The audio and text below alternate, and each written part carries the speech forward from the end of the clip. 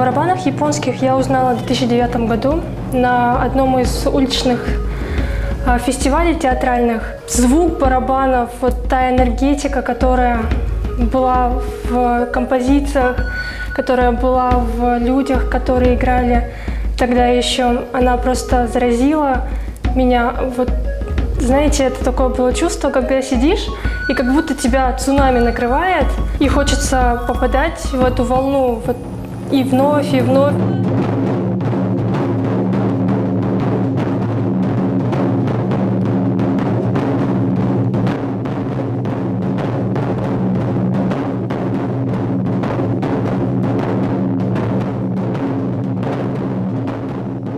Если честно, было поначалу очень сложно, потому что необходимо было отбивать ритм, не всегда получалось. А кроме того, игра на японских барабанах, она должна быть еще и красивой. Кроме того, что необходимо ударить вовремя, то есть и красиво нужно это сделать. То есть необходимо стоять в стойке, необходимо руки поднимать.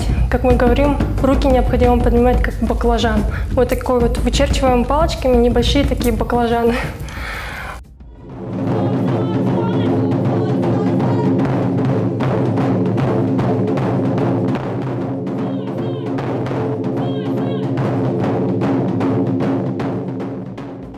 Я после игры на барабанах чувствую такое облегчение, особенно после тяжелого трудового дня.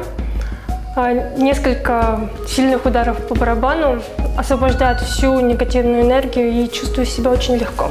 Я работаю в отделе управления системой менеджмента качества, и основной задачей нашего отдела является проведение внутренних аудитов СМК в компании.